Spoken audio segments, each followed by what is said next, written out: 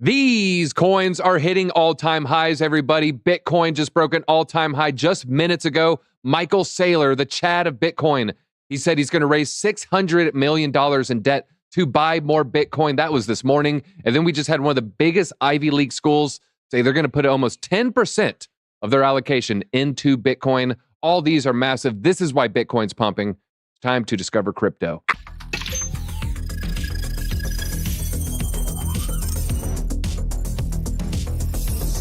Capital flight is coming to the United States. The dollar is going to zero.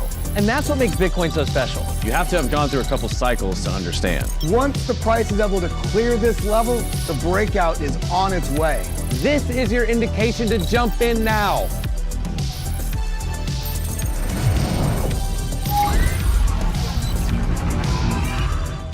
It's going to come out the other side either. Man, oh man, some of these coins have been ripping everybody. It's just been nuts. Bitcoin just hit an all-time high. We were all watching it. We almost went live a little early, but then it was a massive sell event, it looked like. Look, we were on the edge of our seats, guys. We were seriously ready to go live early, 30 minutes early, but for some reason, we knew as soon as we were going to touch that 69,000, which we did. We hit all-time highs for a very brief second. We would get a massive just sell order, and that's exactly what we got. Bitcoin's now sitting at $66,920.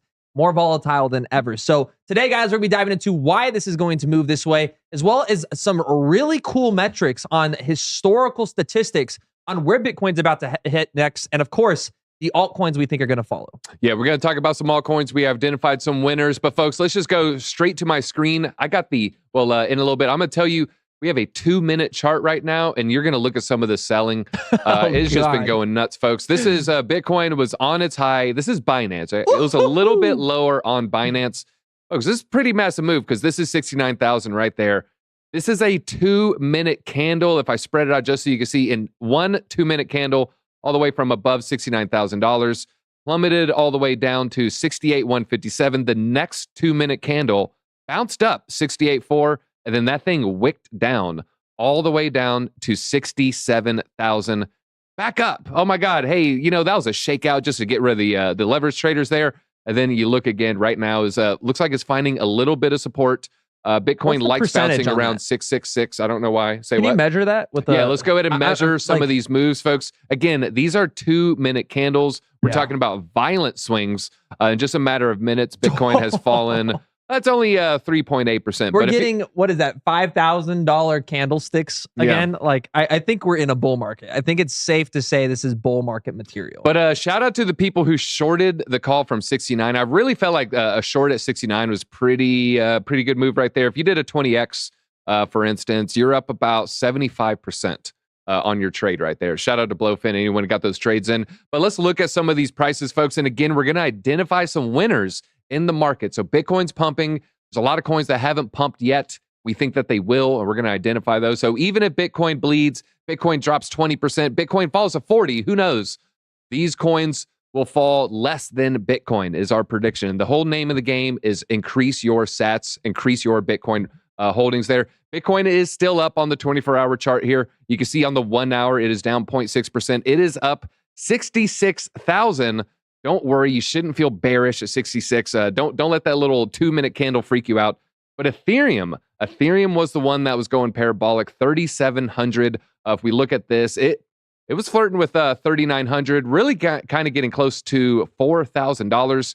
Now, Josh, what are your thoughts on ETH? Is ETH going to outperform Bitcoin or underperform Bitcoin, say, over the next month or two? Yeah, I think that's a great question. I honestly think, though, Ethereum will outperform it. I mean, it's quite obvious Ethereum is not near its all-time high right now, and Bitcoin literally just touched its all-time high and actually broke past it just a tad bit. So Ethereum's got way more upside, and this is just normal in any historical market cycle. So, the only difference this time is we do have those Bitcoin spot ETF, which has brought a lot of pressure from Wall Street into Bitcoin itself, and that's where the dominances came from. But with the Ethereum ETF right around the corner, we see a lot of predictions around an approval in May. I do think Ethereum is going to see more significant gains from Bitcoin, and I do think it will approach new all-time highs. Will that happen before the halving? Well, if Bitcoin's breaking past all-time highs, I think yes. If not, I think we're going to be battling it at least. All right, and folks, if you're new to this channel, we see the viewers. I know there's a lot of new people in here. Make sure you go ahead and hit that like button. Make sure you're subscribed. Yesterday, we gave you a call. We gave you a call yesterday about an altcoin. That altcoin is one of the biggest pumpers. I named 2 coins. One of them is pumped incredibly, and I see Arc Junkie. Thank you for pumping my ICP bag. It is one of the biggest gainers right there. But I also said a second coin, and I'm going to share that in just about 2 minutes, everybody. So make sure you stick around here. We scroll into the top 10, though. Wow, look at that. Tether a little bit below $1 right there. That means everybody is saying, take my Tether. The market's saying it's going a little bit lower.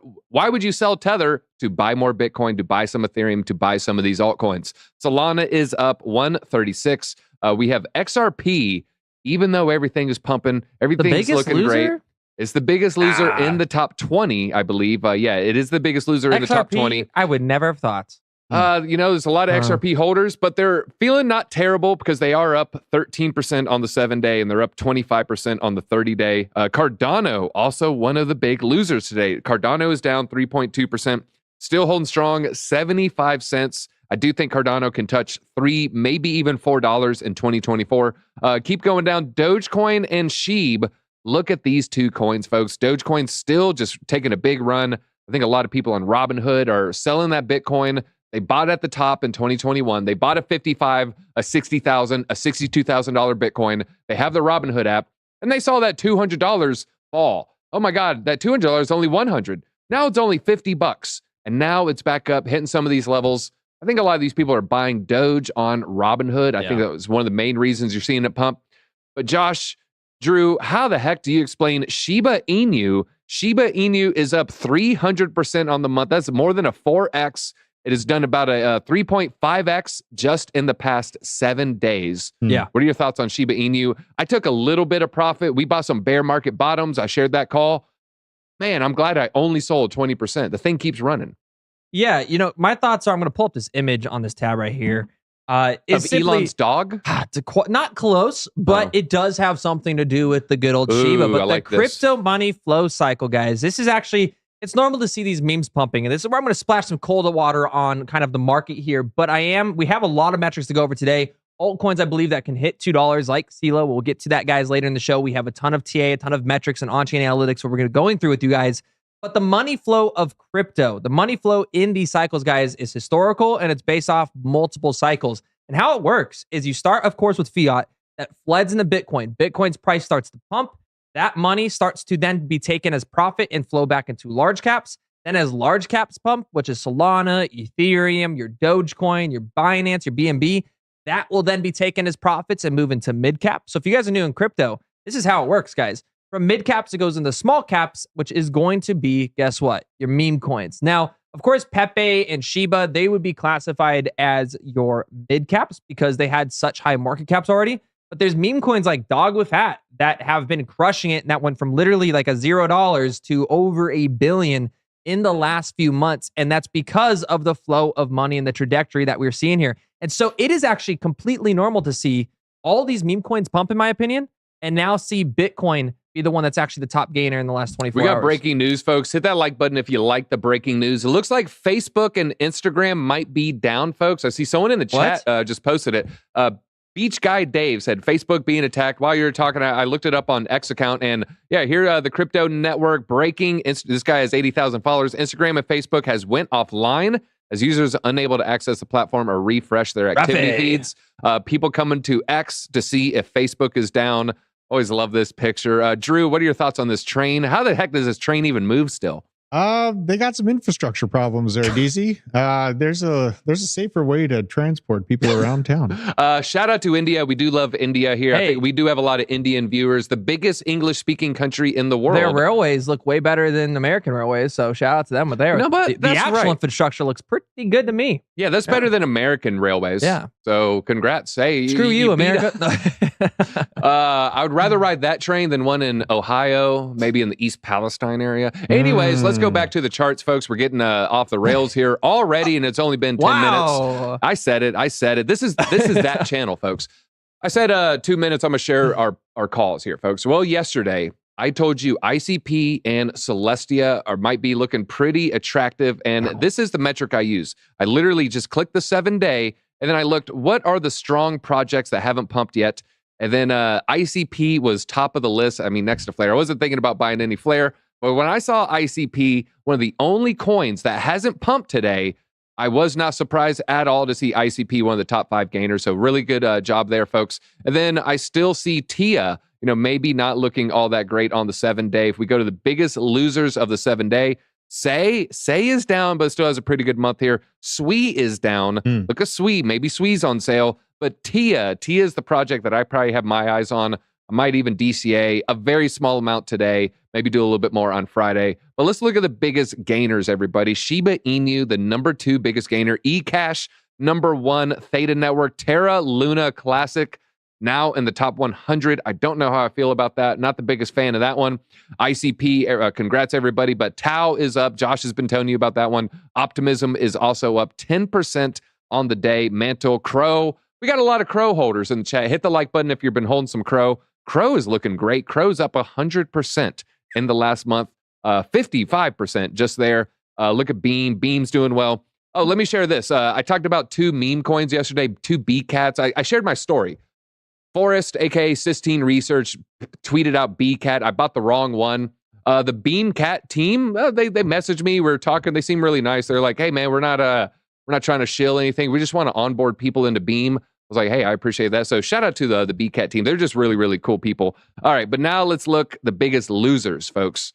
WIF is down.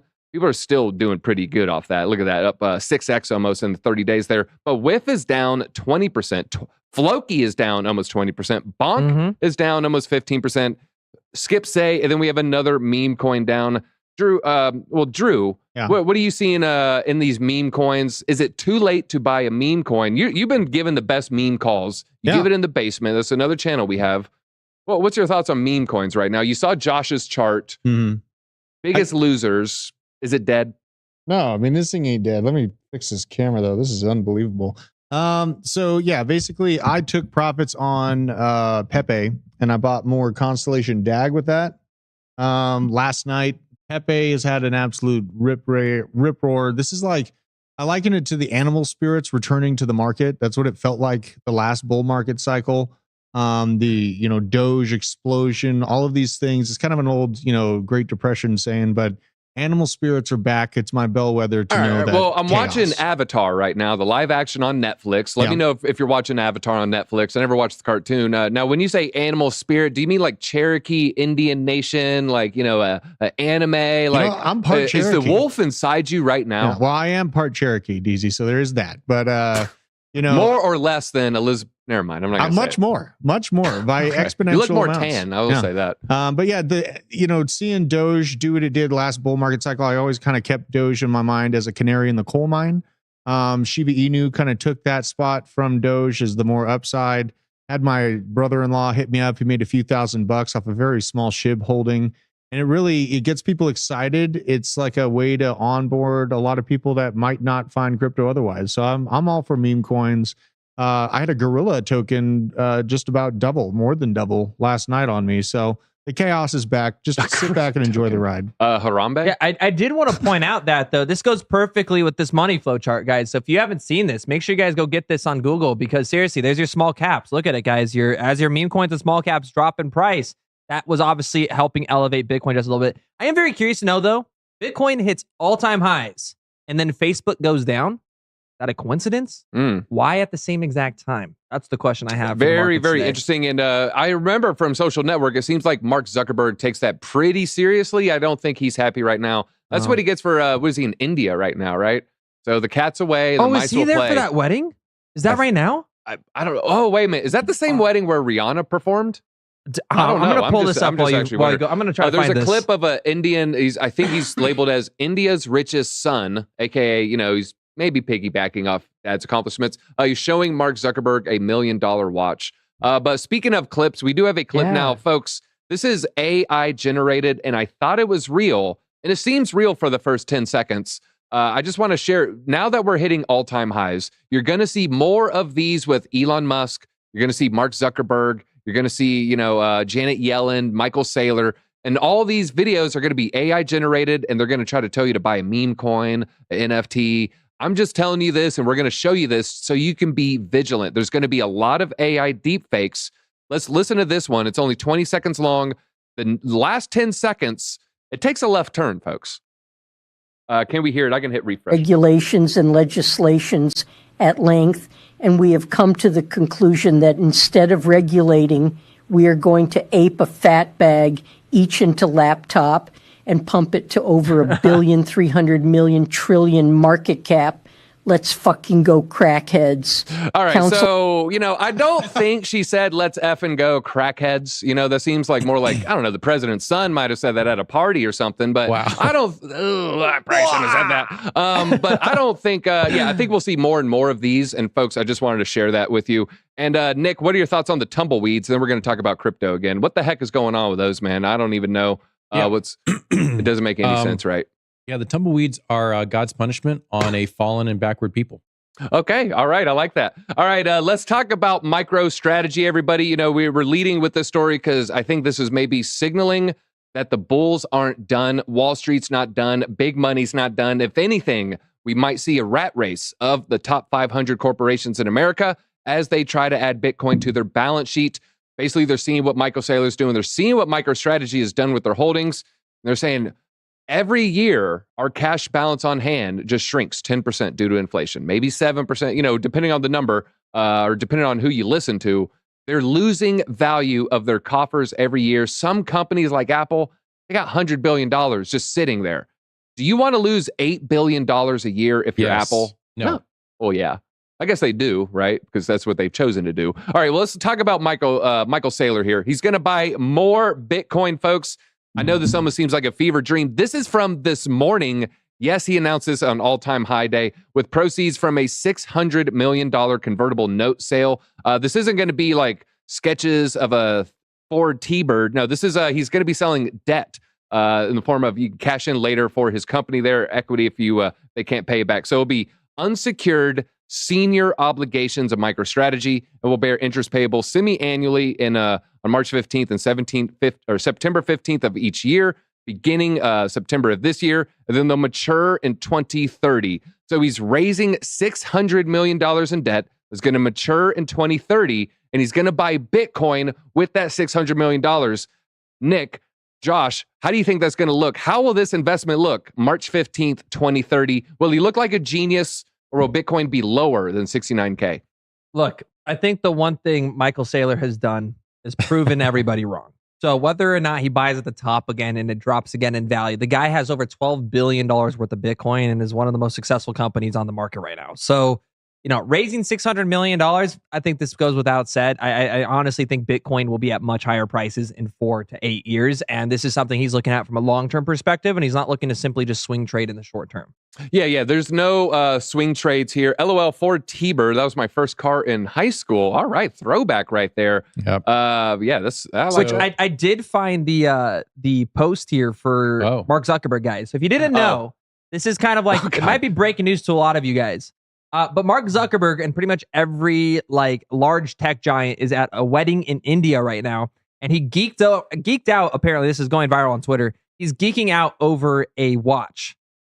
Scroll up just a little so we can see on the screen there. There you go. Should I play the audio? Oh, if the audio's on it, it's good. Essentially, he's like, I think watches are really good, really strong. No, don't do that. That broke my ears. But essentially, guys, they're at this wedding, and there is a headline right here. I'm trying to figure out where it said to be. The netizens, I don't know how to pronounce the last name, said, get your tech problem sorted out. And this was 2 days ago. So very interesting that he's at a wedding. It's told to get your tech problem sorted out. And then everything just goes down here. He's with Bill Gates and, of course, everything here. I'm pretty sure, though, he probably put some on Twitter that might have been a meme. So I want to make the connection there too far out. But yeah, there's some weird coincidences happening with Facebook going down right now. If I really wanted to go crazy, tinfoil hat, and I don't think this happened, but I think the worst case scenario, he charged his phone somewhere and then it's hacked and then they found some backdoor root access. But I don't think Zuckerberg has root access on his phone by any means. Yeah. Maybe 20 years ago. Yeah, for sure. He travels with multiple phones. Yeah. Well, if I was him, I wouldn't take my real phone outside the country ever. No. I don't think I'd ever want to give it to customs for any time of period. And then you hear about people, they go to, I think it was South Korea, I forgot who it was, and their phone just started dying after 15 minutes because of all the spyware that they've put on their phone. So yeah, one of the ways you could tell if you travel to another country, I don't think any of us have to worry about that, but if your phone just starts draining rapidly, it's spyware. All right, Algo is pumping. Saylor doesn't sell Bitcoin. You got that right. Jeezy, where can I find that deep fake video? It's Deezy, everybody. And folks, if you want to find any of the posts that I've hit there, you just go to my X account and then just look at my likes right here. So you just click likes right there, and then you'll see it's down just about 4 or 5. So just go there, DZ_BTC, or you just type in DZ.ETH. Be careful, there's a lot of fakes out there. Folks, it's not just Michael Saylor being a Chad, though. There's another, I teased this in the beginning, Ivy League school doing a major push into Bitcoin. And these folks have a lot of money. You've seen college tuitions. Why do you think they're raising tuition? So they have larger and larger endowment funds, and then they can fund all the NGOs they want. Stanford's Blythe Fund. Go ahead. That was a good one. All right. Stanford's Blythe Fund allocates 7% of its portfolio to Bitcoin. The leader of Stanford's blockchain club, they pitched the student-ran fund to invest in the spot ETF as early as February. And folks, there's going to be multiple funds at Stanford. So this is going to be like all of Stanford's money right here. But the student-ran fund, you know what? You could do worse than being ran by Stanford students. If you look at their alumni, What's some probably pretty funny good ones there. is that fund will more than likely outpace every other fund at that college. Ooh, I like that. The student-ran fund is going to outpace the higher-ups, the economics professor, the people, I really know. I've seen multiple cycles. I worked with Henry Kissinger. I know what I'm talking about. I've seen Nobel Prizes. And then I was on Epstein's Island in the 90s. Don't tell me about investing. Like, shut up, Grandpa. I'm going to buy Bitcoin. I'm a yellow and I'm a hodl. And then I'm going to beat you. And then that's what's happening right here. So yeah, the Stanford Blockchain Club, they announced this fund allocated 7% in their pitch in February, and they bought Bitcoin at $45,000. So they got in just in time, baby, everybody. And then let me know this. All right, so they got in at 45, and we're learning about it today. Do you think there's a possibility that Harvard's doing it right now? MIT is doing it right now. Princeton's doing it right now. I would say there's a really high chance that this is some of the reason that we're seeing the pump. Maybe a little bit of a domino effect happening. We really want the domino effect to happen with companies holding it on their balance sheets, and that could be happening this year as well. I also want to say, think of it this way. A lot of us have been buying this entire bear market. I mean, we haven't stopped making content ever. We've been here throughout the entire ride, and now Stanford students are coming in at the top of the market. So does that mean we're smarter than Stanford students? God, I love it. Yeah. Well, that's not saying much. Is that the takeaway from here? That is do we get our credentials now? Is that chat? Let us know why or in, yes or no. Do you think you're smarter than the average Stanford student? Oh yeah. I think we do have one of the smartest audiences in crypto. Absolutely. The Harvard University endowment, you know how big that is? How big is the Harvard endowment fund? It is $49 billion. $50 billion, 7% allocation. We're looking at about $3.45 billion for $49 billion. $3.5 billion buys. These things could be happening this year. This is going to be major. Yeah. And that's at the same time we have an oil-rich nation potentially buying 1 million Bitcoin. Oh, 100%. I think that deserves a lot of W's in the chat right now, guys. Smash that W button, because seriously, you guys are beating the smartest students, the smartest researchers, the smartest economic professors, whatever you want to quote yourself against. You have beat them to this market. So shout out to all of you guys. And it's not just that. We have a third titan of the industry potentially buying more Bitcoin. And so BlackRock, they're buying Bitcoin for their customers. But did you know BlackRock invests in BlackRock? That's right. What? It's like the Jeezy line. I think Young Jeezy, someone pointed out Jeezy earlier. Young Jeezy had a line, I own that, so I pay myself. Talking about he gets paid by a record label. Well, BlackRock, if they're investing in themselves, I don't think they want those assets to go down. Bitcoin nears all-time highs. BlackRock files with SEC for its strategic income opportunities portfolio. Well, what the heck does that mean? I say the phrase word think a lot. This is the epitome of word think. All right, tell me what that means. No one really knows. We dip into the weeds here. Well, notably the spot ETFs led by iShares, by the iBit, aka the BlackRock ETF, have been consuming Bitcoins worth around $600 million on a daily basis for the past few weeks. The adoption of BlackRock's Bitcoin fund here, the leading fund manager with more than $9 trillion, has been a huge game changer. But on yesterday, BlackRock filed with the SEC an underreported story to inform that the agency, through its strategic income opportunities portfolio, will begin investing in Bitcoin through the approved spot ETFs. So BlackRock has an investment portfolio, and in that portfolio, they're buying their own iBit ETFs What does this mean? Is this huge? Am I making too much of a big deal out of this? Because to me, of the three things, of Michael Saylor, of Stanford, this is the most bullish. And no one's talking about it, folks. Yeah, I mean, I think it's just at this point we know they own Coinbase, they own Circle, they own these Bitcoin miners, They own they're investing politicians. themselves, they own politicians, they own what All don't the they own? single family homes in America. And people are like, this is just a momentum-based movement. This is not the greatest financial product to ever exist. Yeah, you have the largest asset manager in the world that literally runs everything, buying more Bitcoin than ever and invested into every infrastructure project. I think it's incredibly bullish. It almost doesn't seem like it'd be legal, folks. Like, this is kind of crazy. The fund... It's not legal for you. It's yeah, not legal for me. The fund may acquire shares in ETPs, aka ETFs, that seek to generally reflect the performance of Bitcoin by directly holding Bitcoin, including shares of ETP sponsored by an affiliate of BlackRock. So, they have it's not ours, it's the company that we own that is then selling IBIT. So it's degrees of separation here. So there is apparently right now a rolling blackout of YouTube. So we may lose the show at any time right now. Wow. Okay. A lot of people are saying it's down. Facebook is down. Zuckerberg's in India. So there's a massive cyber attack happening right now as Bitcoin hits all-time highs. The base is the value of the US dollar. Guys, go look for parachutes outside. I'm going to look up cyber attack real quick, see if anything. All right, so Tim Pool just tweeted this 15 breaking news, folks. Hit that like button. Hit the like button if you like breaking news. While we're still up. Wow. Hit the like button while you can. This wedding in India, man, that's a lot of black market data they're selling off there. Gee whiz, Jiminy Christmas. Yeah, all right, so a lot of stuff happening. Down? What's that? Valorant, Riot Games? Owned by Blizzard? The end owned times.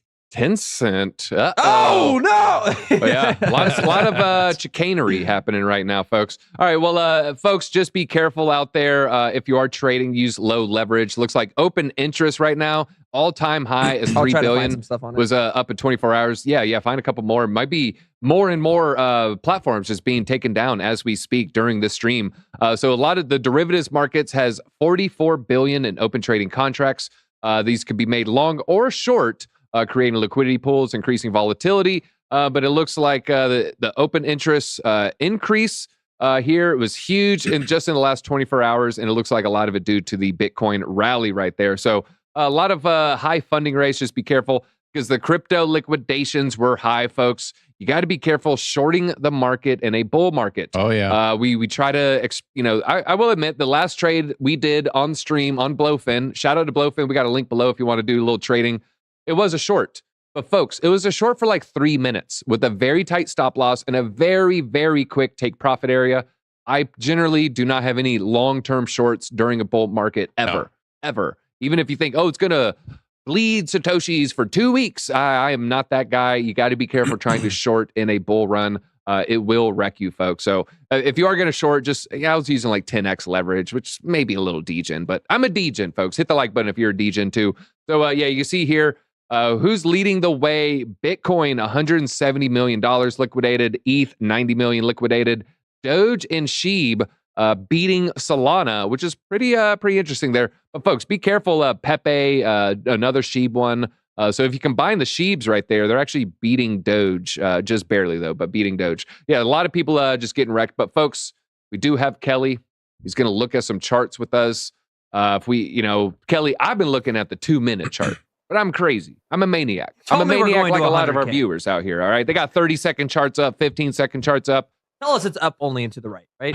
Well, here's the deal. Well, I was going to say, look at this. Go ahead. Well, I just want to say real quick, Kelly, we pointed out a bull flag pennant, me and you. We were talking about this. Can we share my screen really quick, Nick? Yeah, Look at that. This bull flag pennant. We actually exceeded the bull flag pennant. But man, oh man, Kelly, was that thing very, very close to our call right there. Yeah, I mean, it came right to it. You know what's amazing about it? It's March 5th. We're coming into Easter, and a lot of know that Jesus is risen on that. And the funny thing about this is we've had 476 deaths of Bitcoin, and it is back to life, baby. We are back not only back to life, but we are, testing that previous range high that we've had in the past. So, this is how wrong the mainstream media has been so many times. And it's just so unfortunate, but props to everybody that's here right now, because you've been riding this market out, stacking into your future. Now, what I find interesting is, we're going to get into this TA here in a second, but this is actually more interesting to me than what we're seeing on the US dollar valuation. This is Bitcoin denominated in US treasuries, showing that Bitcoin is not only, people still want to call it a risk asset, and sometimes it will correlate with that, but this is showing that it's actually a safer play. It's performing better than what is supposed to be this safe play in the markets, which is US treasuries, which I think is absolutely beautiful. Now, this is interesting from Tech Dev. He says the basically RIP the halving narrative. He's basically posited this idea over the last year or more, that is it really the halving or is it the liquidity cycles? Because he called this up move all the way back here in July of 2023. And the fact that we are now hitting all-time highs before the halvings even occurred, this time definitely is different in the capacity that we have so much more capital flow. So I'm going to be keeping an eye on this metric moving forward, as well as the halving. I think they're both going to play a big part, but we've hit a bit of an overheated on this metric from the rational root. We can see we've come right into this overheated, overvalued zone right at that mark, $68,000, $69,000. When we've hit this mark in the past, we have had a bit of a cool off period following hitting that zone. Now, why is it cooling off?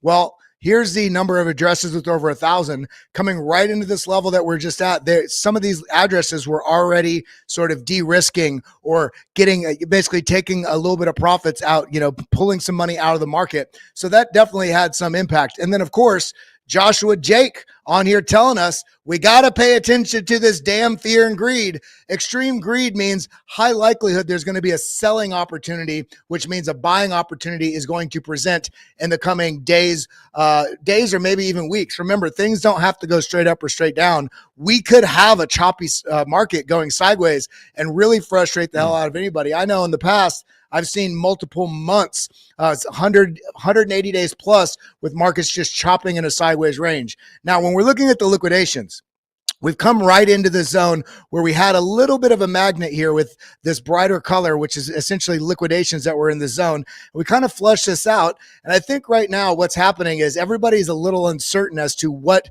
the play is because a lot of people look at that historical market Kelly, cycle. give me 2 seconds real quick. I have breaking news on this because I found up the chart here, and I want you, because I have the free version. I want you to pull up the comparison to Facebook and Bitcoin. The exact moment the outage took place, obviously, Facebook pulled up massively. Bitcoin followed it to a T. Like it's 10:05 a.m. this morning. If you compare, this is Facebook. I have Bitcoin on the chart here. I need you to compare it to Bitcoin. But again, 10:05. What is the Facebook ticker? Is it It's Meta. FB, I believe. It's Meta. Oh, it's Meta now. That's right. It used to be FB. Yeah. God, I'm a boomer. So 10:05. So it was the outage. The outage is causing. That's the outage right there on Facebook. Of course, if you correlate that to Bitcoin, it's highly converted right now with the NASDAQ stocks and tech companies because they're seeing a pullback. Yeah, this is exactly where it's at. And you know what? This makes sense. I don't have it on the screen. This makes sense because even though this might not be correlated directly with Meta being a part of Bitcoin and this kind of stuff, when you have major tech outages, there's going to be some speculation as to what that pour over can be, or the knockdown effects could be across a broader tech sector. And so this does make sense. Now, yeah, so I'm not going to be, exiting my entire position because of this. But what I will say is when we're looking at this, yes, we did see the fear and greed high. We got some liquidation zones cleared. But when we're looking at this chart, if we're specifically looking at it on a TA basis, ignoring the ETFs, ignoring the all-time highs, when we're looking at this is some pretty strong price movement to the upside. Strong price movement, consolidation, move to the upside. We have this M formation here, though, which could suggest that we could be seeing a little bit of downside price action. We're coming into the zone. I have to say on this because, I hate to keep interrupting so much. I have to say, what the F? Bitcoin hit all-time high the same exact minute everything goes down. That's what just happened, chat. I don't know if people realize what we're looking at right now, but the moment Bitcoin hit all-time high, every tech stock has the out right at all-time high. that just, I mean, I'm not going to be the guy that's like, oh, there's the theories and stuff. But well, what that's when the hackers. What the heck, dude? That's when the hackers said, "Oh, I got to ask for my ransom in Bitcoin at this point."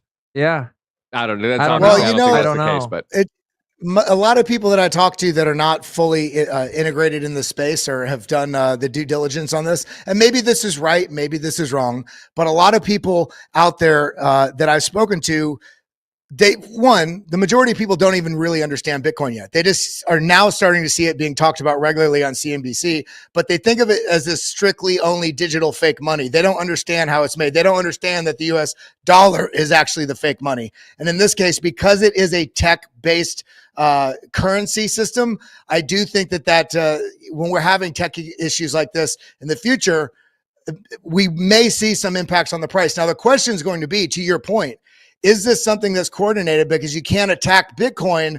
Is this going to be something that's going to allude to further attacks or pressures in the future on other sort of major tech sectors because it could have an impact on price? But as it stands right now with Bitcoin, let's be honest, we're at $15,500 December 2022.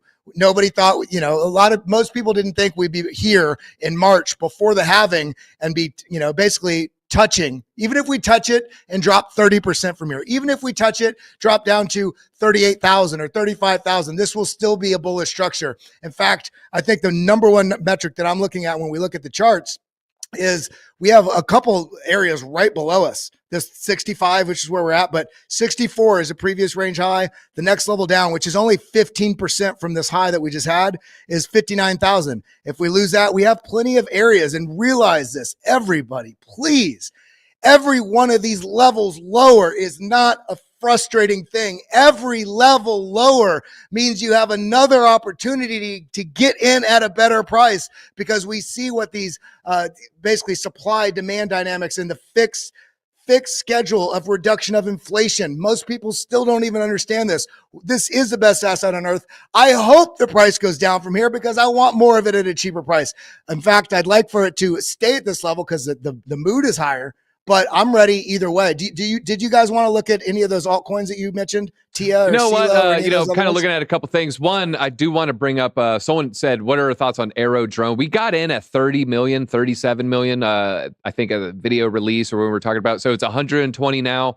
A healthy pullback is going to be good. So still no worries on AeroDrone. It did pull back, I think, 22% today. It's going to be normal after a huge pump. Morgan Powell with the $2 thank you. But someone in the chat said something pretty telling to me. The tech outages probably related to a Tuesday event in America. Some say it's kind of super that's happening. And some would say this is a blueprint for what they might try to do in November. Like a super No, Tuesday? that would never. No, rogue actors would never try to test vulnerabilities. Never, right? On the Are they going to say it's a solar flare again? Yes, if they say solar flare, I'm gonna lose my you know what. I think that's a very, very likely scenario, and honestly, that's the one that passes the sniff test for me. So, Kelly, if we're gonna look at one more alt, I think really we gotta, I'm biased, obviously. I'd want to say Cardano, but we gotta look at Ethereum. Ethereum, this is one of the coins we've been talking about. It's going to be pumping. It looks like it's stealing a lot of Bitcoin's thunder right now, at least. Bitcoin's down 1% on the 24-hour. ETH is up 5%. I'm glad you said that. Let's look at a little bit of the macro on this. Bitcoin tends to lead Ethereum. It goes back to that chart you showed a second ago, Josh, with the capital rotation. You see, we've already hit all-time high, and this is running up before Bitcoin. But we also think about this. We have the next narrative with the ETH ETF coming up. And so the fact that we're pushing up right now and it has fallen behind means we still have opportunity to get into ETH and ride up that disparity when this starts outperforming Bitcoin in the coming weeks or months. And when we're looking at it on the chart, it's looking great. It's just been, this is on a 2-hour chart. It's been stair stepping. Anybody wants to know a healthy trend? It's just like this. It's stair stepping its way up, doing the work. When we look at this on the 4-hour chart, we can see we've come right through this macro resistance line, which is this basically parallel channel. And we come into the zone, which is a previous range from, about a year and a half ago.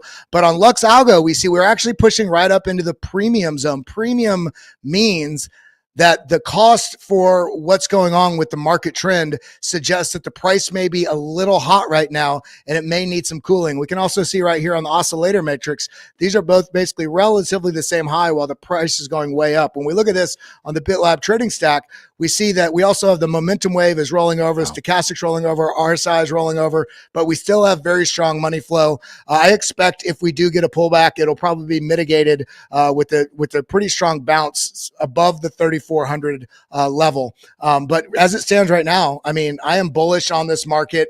I am not worried at all about the sell-off that I thought was very likely once we hit that level. So let's take opportunity if it presents itself. An aerodrome, yeah, we called that out, shared it with you.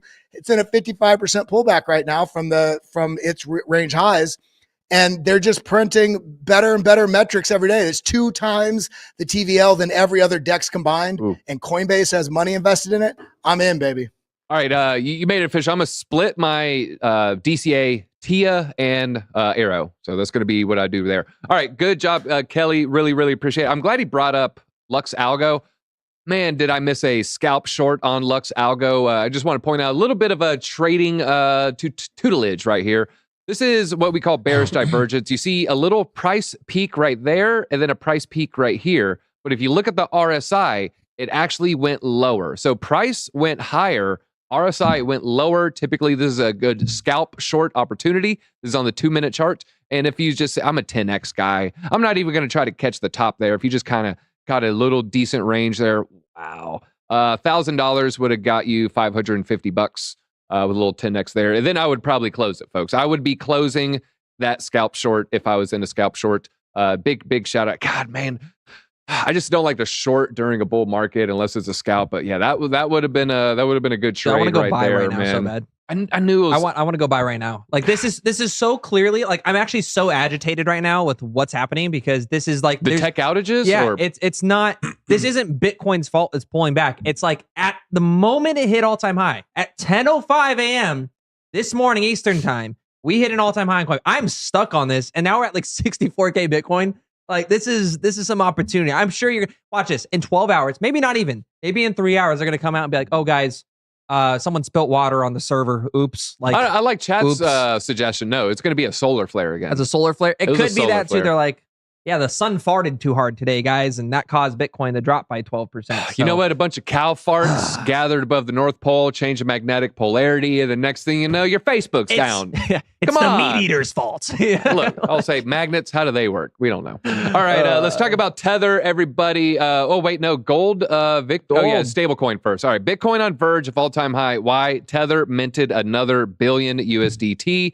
Looks like they're getting closer around $100 billion market cap right now. Where was it minted? Tron, everybody. Yeah, it was minted on USDT on the Tron network. Meanwhile, it's been authorized. It is yet to be issued. So it implies the amount. Oh, okay. So Justin Sun was waiting for the dip, the short-term pullback, and then he was going to deploy it. Oh, that Justin Sun, he's so wild. Let's see. A researcher remarked that the 1 billion mint implies Bitcoin is set for $72,000. There's people, quants, they do a lot of math.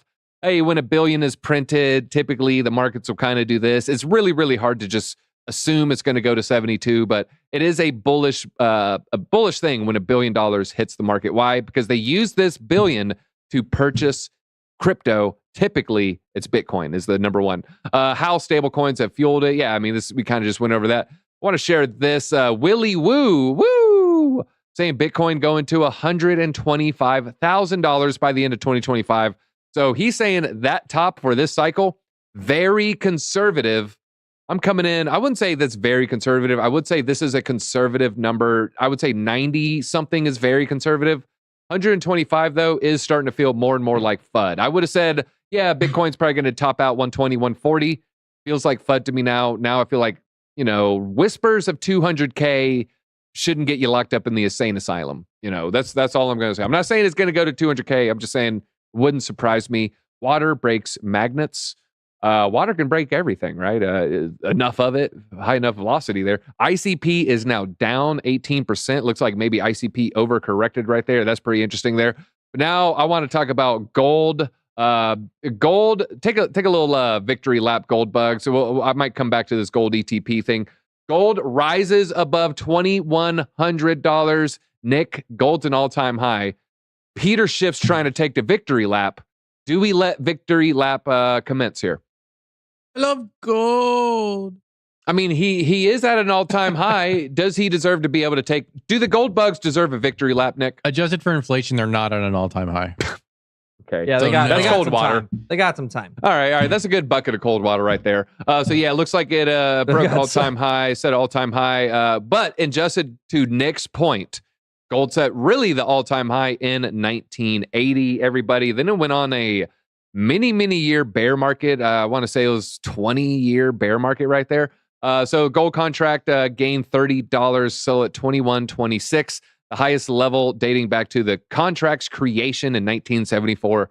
So congrats, gold bugs. Speaking of gold, Bitcoin ETP surpassed 1 million Bitcoin amid gold and bond ETF outflows. So maybe some smart money. Why the heck am I holding a gold ETF? I see this Bitcoin ETF. It's shiny. It's new. It's speaking to me. I see myself in a convertible holding this thing. I see myself on a gold ETF. I feel like a gremlin, a troll. This makes me feel cool and hip. So yeah, we're seeing a lot of a capital flight from gold, from bonds. It's boring. They're heading into Bitcoin. This trend probably not going to slow down anytime soon. And then Mark Cuban, he's got some thoughts on gold as well. Maybe the one time I agree with Mark Cuban here. Bitcoin over gold all day, every day. Well, what does Peter Schiff have to say? This shark is swimming in the wrong tank. So maybe he doesn't. Yeah, you're right. He doesn't deserve a victory lap here. If you don't know, newer viewers, Peter Schiff, he is famous for being a gold bug, aka he just loves gold so much. He's famous for being wrong. He's famous for being wrong about Bitcoin, for sure. He's definitely wrong about Bitcoin. Well, in an interview with CNBC, Mark Cuban shared his thoughts on a wide range of topics, including crypto and gold. He bought the Mavericks in 2000 for $285 million. They ended up winning a championship 11 years later. And then he sold, how did he get famous? He co-founded broadcast.com. If you ever watch Silicon Valley, they make fun of him. This is the guy who put, was it TV on the internet or radio on the internet? Radio, I think. Radio. So they make fun of him. He put TV on the internet as an online streaming company in 1995. He sold it to Yahoo for $5.7 billion in 1999. The Yahoo executives, they felt like some Yahoos within 6 months. That ended up not being the best call right there. Fun fact, Yahoo could have bought Google for $1 billion. Yahoo could have bought Google for $1 billion, but no, they bought broadcast.com for $6 billion instead. Just fun fact there. Cuban expressed enthusiasm for the ongoing rally in Bitcoin and Ethereum, contributing their appreciation to fundamental supply and demand dynamics. This is what we're talking about, the halving. I don't think the halving can be priced out. I don't think it's not valid. It's still going to be a very, very powerful force in the markets right now. You ready to talk about the government now? Never. I love talking about about the government. What are they seizing this time? Well, this time now they have about 1% of the circulating supply of Bitcoin. This after the massive seizure from the Bitfinex hackers. It was the couple that also were rappers. They add to the U.S. government stockpile. Snowden predicting major U.S. government entry into the Bitcoin market. I just want to share that headline right there. We're now at 1% of circulating supply, or nearly at 1%. Bitcoin, the biggest whale is the U.S. government. How do we feel about that? Bad, good? I mean, one of the biggest ones. I think it was going to come no matter what, especially with the adoption curve that we're starting to see with the amount of accumulation for Bitcoin, guys. It was just a matter of time before the U.S. government came in and seized control a lot of that. You see it also. I think you're going to see it with regulations in terms of the asset managers and all the owners of the Bitcoin miners. There's going to be a lot of regulations for the on ramps and off ramps of purchasing these assets. Everybody was focused on a central bank digital currency. But the reality was, as they've been trying to put up firewalls against stable coins, the only on-ramp that retail can use. So it's coming. I think they're going to have more. And in fact, I honestly already believe they already have well more than 1% of the circulating supply. We are crashing harder and harder, folks. And you know what? That next level Kelly told you, do you remember? $64,000. It looked like we're bouncing right at where it wicked. Remember where they say, where it wicks, it will stick. So when you saw this wick, again, that was just a really, really good short opportunity. That might have been the move right there. Shout out to the take profit right there. That's a Matty B-ism, right? That's a Matty B. That is a Matty B. Also, my favorite Matty B quote. And folks, you want to see Matty B? Still watch ATB. We're cranking out 3 episodes a week. He is a human minimalist. I like that phrase. He's a human minimalist. So when he talks about like well, can Doge hit $1? He'll say, well, I'm a human minimalist, so yes. And I'm like, God, man, that's a good thesis when it comes to crypto investing, at least. All right, keep rolling here. All right, so government has 1%. All right, let's talk about Jay Powell here, Chapow. All eyes on Bitcoin turn to Fed Powell's statements. When will he speak? What are the expectations, folks? This is going to be pretty telling for Bitcoin's price pretty soon here. And he's going to speak to the House Committee tomorrow. Tomorrow. Bitcoin will crash tomorrow. Depending on what he says, it might also rise, stating that the Fed is expected to do its wait and see strategy. So AKA, he's not sharing his cards, man. He's keeping his hand close to his vest. We don't know what he's going to say. And so since they're doing the wait and see strategy, a lot of people aren't expecting much. So that means if it's up or down with the sentiment, we expect a little bit larger move. So when you know he's going to come in bearish and then he's bearish, the markets don't react that much. When you don't know what he's going to come in as, and then he's bearish or bullish, the markets will have a larger reaction here. So if he has any kind of strong language, expect fireworks. I would not try to trade that, folks. It's designed to for the market makers to wreck you there. BRICS announcing a new blockchain-based crypto payment system. The other countries are starting their de-dollarization and they're ramping it up, everybody. So now it is Russia. Russia announced the creation of a new blockchain-based payment system on Tuesday. Sorry, SWIFT. That's what happens when you kick me out, said Russia. The blockchain and cryptocurrency-based mechanism will be independent system for trade settlements. This will position itself as an alternative option to the U.S. dollar. Man, Gaddafi needed that. The payment system aims to be friendly to government. I don't know why I went there. Aims to be friendly to governments, businesses, and even common citizens. This is a little bit weird. It's like Swift, but people can use it too. I don't know what to make of that. I don't know how open it will be to I think it's going to come out quite centralized, almost as centralized as Prometheus, which is, of course, hiring ex-Morgan Stanley executives now as CFO. So more corruption, topped with more corruption. What do we got on Prometheum today? Well, folks who don't know, Prometheum came out of nowhere. It was kind of seen as the insiders exchange. They were getting all these like green lights from regulators that other companies were like, hey, I've been trying to get this regulatory framework for years. And then this company I've never heard of, packed with insiders from the government, is all of a sudden getting rubber stamp approval everywhere. That doesn't seem fair. That seems like collusion. That seems like some insiders maybe knowing something. So that was its initial thought. That was the initial vibe with Prometheum. Well, now just adding fuel to that fire, a former executive at Morgan Stanley is joining the ranks as the CFO. We're not talking about just some random position here. We're talking about arguably the number 2 position there, the CFO, according to a statement released on Monday. The hire is a testimony to the firm's regulatory first approach in an interview Monday with The Block. To me, this just seems like a backdoor for the government and Jerome Powell to basically regulate crypto and just say, yeah, see, we gave you the compliance and all the people are complying and everyone who doesn't is going to get kicked out. And then Prometheum will be the only one that's able to comply because they'll get the tools and the nods and the regulatory framework ahead of everybody. And not only that, they'll be the only one that gets the rubber stamp approval. Meanwhile, Coinbase, Finance US, they're just cracking. They're just like, hey, man, what about me? What about me? All right, FTX. This is huge, folks. This is huge. You're seeing Solana. Solana's doing great. It's 137. 134. Okay, looks like it did a little bit of a drop. And then it piggybacked. Okay, it did hit above 140. So that's going to be interesting. All right, so Solana places a sell wall for Solana at $140. Sorry, FTX places a sell wall. How can Gensler allow this? The restructuring officers and attorneys working for FTX were called out. They were called out for placing a sell wall for its price range on Solana holdings.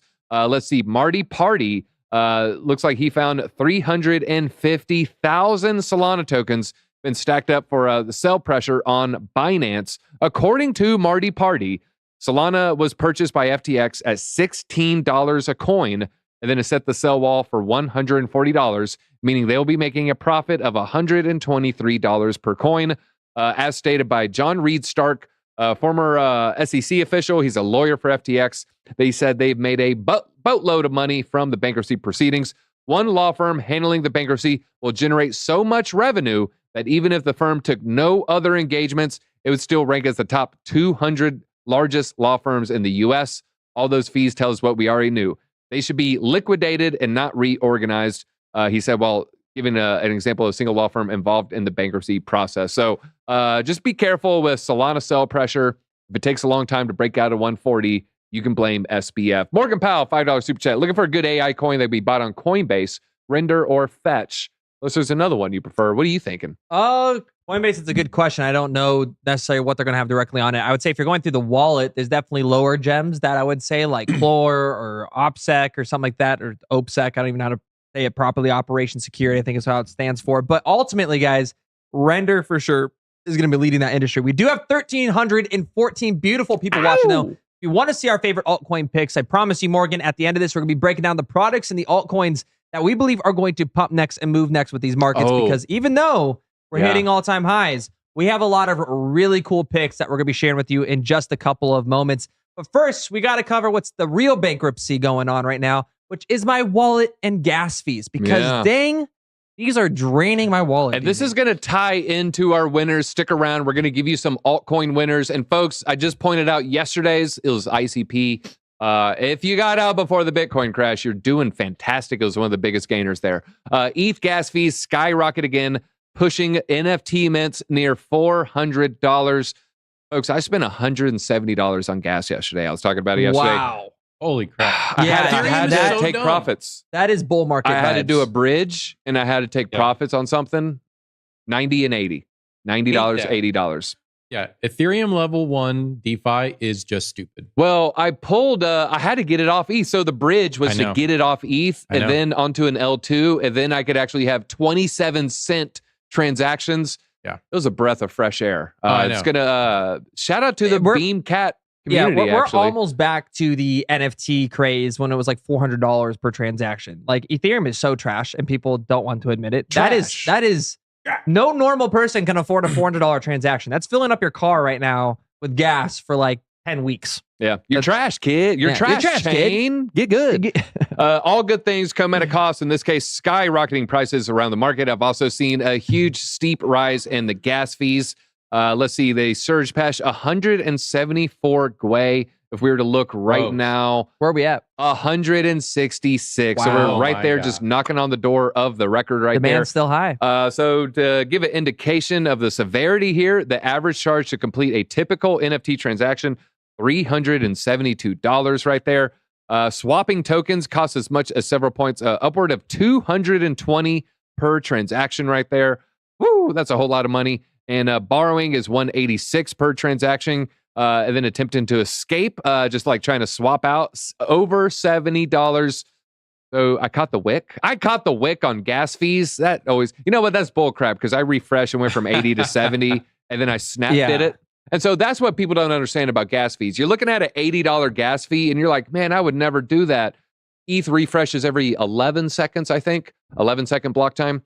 And then all of a sudden that $80 gas fee drops to $49. You'll panic swap.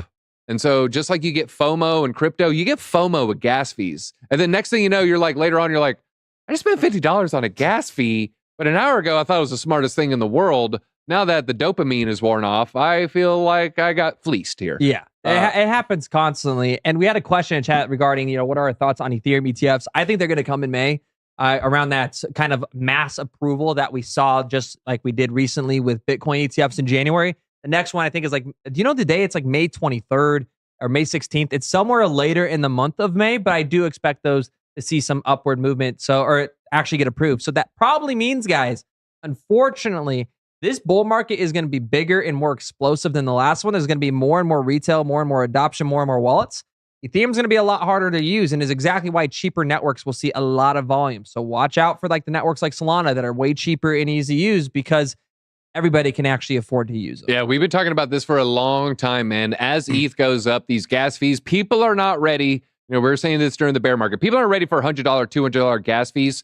What? And then they're immediately going to start looking for another chain, like Josh said. Yeah. All right, well, Uniswap, speaking of gas fees, Uniswap founder Daps will soon handle gas fees on behalf of clients. That's pretty cool. But you know what? God's Unchained and Immutable X has been doing that for years. I did my first gasless NFT transaction in 2020 for an NFT on God's Unchained. So, nothing new. It's been handled by the IMX team. They handle their own gas fees. That's a normal thing here, folks. But it's pretty cool that Uniswap looks like they're going to be doing this because they're predicting the network fees will eventually become a background expense for users, much like server costs are today for top centralized applications running on AWS and other platforms. Yeah, they're gonna hide it. You're gonna say, that NFT seems expensive, and why is the price fluctuating? I don't know. It's gonna be the gas fees fluctuating everybody there. Now we got some altcoin news. Tell us your favorite alts. Maybe we'll take a look at it. So list your alts. Maybe we'll do like a little quick analysis. Phantom was up 31%, but honestly, after Bitcoin pulling back 50 minutes ago, or hour, 20 minutes ago, maybe whatever, this was why it pulled back, because Phantom historically last cycle was the last crypto to pump. Uh-oh. Hey, man. Kind of going back to the beginning of the episode. Binance to list meme coin dog with hat. What do we always say about Binance listings? They go down. Yeah. You get listed, It's you peak. go down. What's after Binance? It's peak for meme coins. There's nothing past Binance. So like once you're on Binance as a meme coin, you're peaked. That's like there's profits about to be taken. I did want to pull up this chart though, because I don't think we pulled it up, which was the Dune chart, guys. That is why the thumbnail is what it is today. So maybe Dune, the real prediction here, guys, was actually the Dune movies. I don't know if you've seen number 2 yet. I'm not going to spoil anything. Phenomenal movie. Probably on par with the Lord of the Rings series in terms of cinematics. Whoa. It is going to get an Oscar for sure. Ultimately, Dune was the exact peak of 2021's bull run. And it looks like, I'm not going to say it's the exact peak of this one, but what are the odds? What are the odds? That is pretty interesting. I haven't seen it yet. I'm going to rewatch Dune 1 with the fiance. Hopefully next couple of days, though. I'm looking forward to that. So yeah, let us know if you've seen it. What do you rank it? How many stars? 4 stars, 3 stars? Give us a score out of 10. Arrow had a token unlock and kill prices. Yeah, we were talking about that in the long form video, I believe. Thoughts on, let's see here, SUI, S-U-I. SUI was one of the biggest losers, folks. And now I kind of want to look at this again because, Bitcoin's had time to breathe. A little bit of dust has settled. Meme coin, biggest loser. Meme coin, meme coin, meme coin. Then a Bitcoin alt, I guess, then a gaming play. Yeah, we're seeing the very speculative coins being the big losers here. Wow, Cardano is one of the biggest droppers there. Immutable X. Let's see here. XRP, say. All right, so we're seeing a lot of some strong projects are falling here, folks. But if we go to SUI, let's see here. SUI's only down 1.72% right now. Was down a lot more 4 minutes ago, it looks like. But if we hit max, okay, this is a healthy correction. But folks, if we get a little bit of a return period to the upside, we have a cup and handle forming. And then that cup and handle forming looks like this goes from 37 cents to $1.75. If we pull that out linearly, there's going to be another $1.40 from this level. Folks, you're looking at 330? Yeah, say 190. Yeah, 186, 326. Yeah, could be a lot of room to run for SUI, but we need a cup and handle to play out. That means you're going to need this to reverse, and then you're going to need to kind of have a little bit of settlement around the $1.75, $1.80, $1.90 range. So yeah, we like SUI. It's settled. The Dune creator is Satoshi. You know what? If possible, the litany of the fear is the mind killer, maybe it's in the white paper. We just haven't found it yet. We don't know. Actually, in Dune Part 3 that he exposes himself. Comes out and goes, I am Satoshi. Hey, I'll stick my you-know-what in the Gom Jabbar. That's all I'm going to say. All right, no, it's a book reference. I would not do that. For free. Speaking of wormholes, wasn't there? Yeah, there was a wormhole exploit, everybody. Wormhole airdrop could be worth almost $3 billion. Wow. The W token is 5 times the value it held last month. It is being traded OTC. That's how they know here. So Wormhole is gearing up for a multi-billion-dollar airdrop of its upcoming W token, and pre-market data saying it is way up. It's trading for $250 on the OTC trades recorded through Bybit. That's more than 5 times higher than it traded for 1 month ago in the perpetuals future markets right there.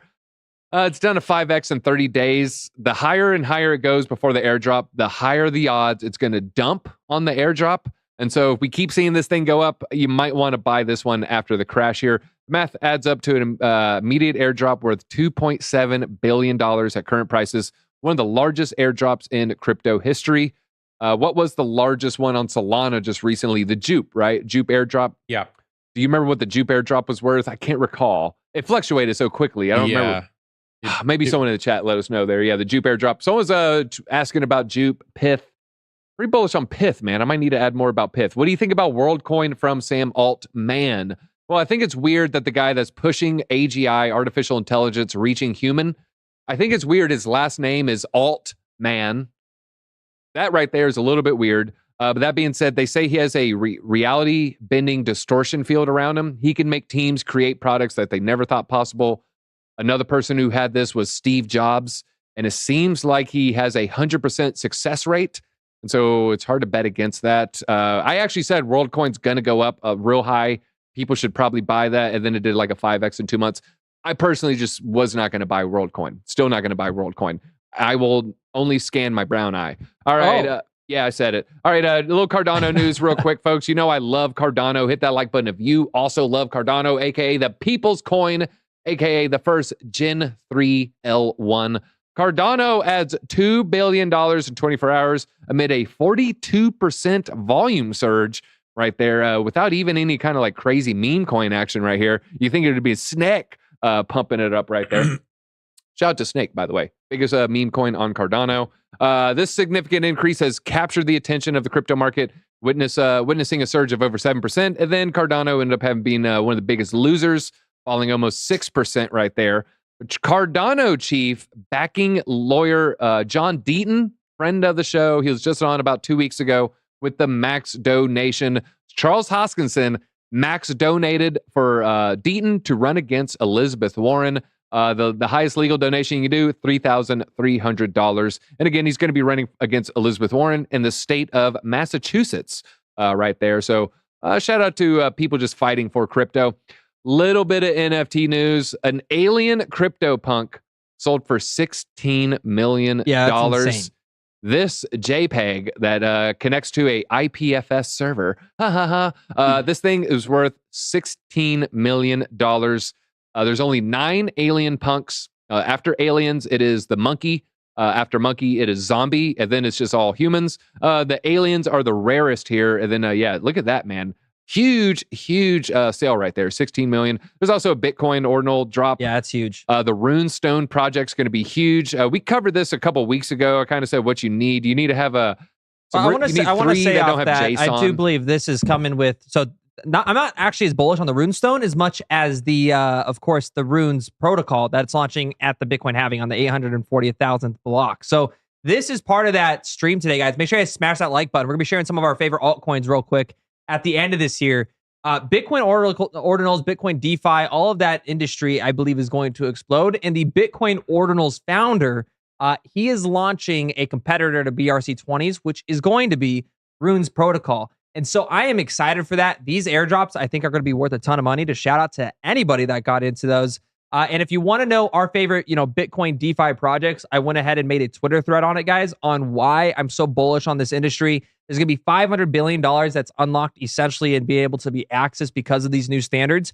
You can definitely check them out here on our X profile and go through and watch all the videos and the clips and the reasoning behind why this is a movement, as well as our top 3 projects. Of course, number 1 is going to be Stacks. It's a very small, subcategory of the crypto industry. There's not a lot of Bitcoin DeFi. There's not a lot of layer 2s, but the money's starting to flood in. These airdrops and everything, I believe we're going to just make the community that much stronger and see a lot more money flow in. You have, of course, ORDs here, which we called at 6 cents. It actually touched 27 cents just the other day. So massive gains, over 400 to 500% alone off the Uniswap of Bitcoin there. And then we got another project right here that is actually a little bit stagnant right now called Orange. But those are some of those top picks. And then I wanted to respond to someone in chat that's been asking me about CeeLo. Guys, markets right now are going to just pull back with this announcement off the tech issues. It was a direct correlation to the news right now with the top of Bitcoin's price. So you're going to see a bit of a pullback, but CeeLo right here is a project I've been watching. And the reason why isn't because I think it's the sexiest project. It's got the best community. It was simply because if you zoom out, guys, you can see that it formed nearly the largest cup and handle pattern out of any project this bull run. We called it while it was in the middle of this cup at about 75 cents. So it has started taking off. It hit $1.25, which was our first target. But I do anticipate if Bitcoin breaks these all-time highs, we can see that $2 range, guys. It just takes patience. You're not going to buy something and it's going to go up overnight. That's not generally how markets work.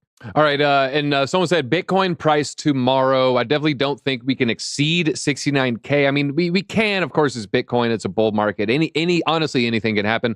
But we are getting a little bit of bearish divergence on the 4-hour on the Lux Algo indicator right here. So you see a higher price. You see a slightly lower RSI, but really not that much. And if we check out Market Cipher, we're seeing a little bit of the same thing.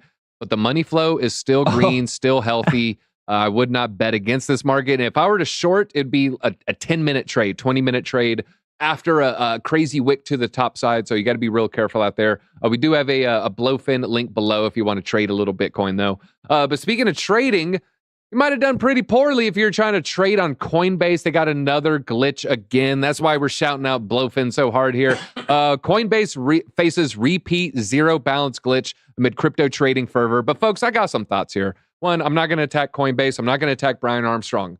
Let me paint you a little bit of a scenario here, folks. What happens when a new shoe drops on the Nike app? The app crashes. What happens when Taylor Swift tries to sell concert tickets? The websites crash. Do you think Taylor Swift and Nike aren't doing everything they can to handle the surge of volume? Do you think they're not trying to spend a whole lot of money? So when I see a lot of people saying BlackRock told Brian Armstrong to turn off Bitcoin, I tend to just lean towards the easiest explanation. The easiest explanation is, yeah, everybody in the world opened the app all at once, and then they all try to trade crypto, and it crashed. That to me seems a lot easier explanation than Larry Fink. He sent a courier to knock on Coinbase's office of, Brian. He's like whispering something in his ear. All right, turn off Bitcoin and blah, blah, blah, blah. It just seems easier. If Taylor Swift could crash, if Nike can crash, I think Coinbase can crash. Nick, what are your thoughts on that? The crashing? Yeah, I mean, if Nike crashes, Taylor Swift crashes, I mean, are you leaning towards normal crash or are you leaning towards conspiracy? No, they need to be. This is not going direction that Coinbase narrative going for Coinbase, because they are the custodian of the BlackRock digital assets. Yes. So they need to be squeaky clean. Brian Armstrong is not happy. Calm down.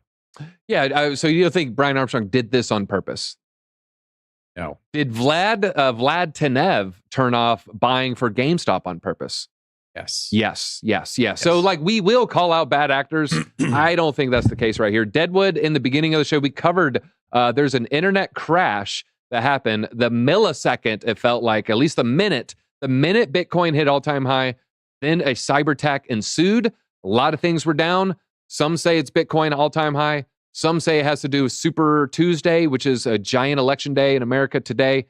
There's a lot of coincidences happening. It seems a little bit fishy. I do want to say that. So yeah, Coinbase was down. It's back up now.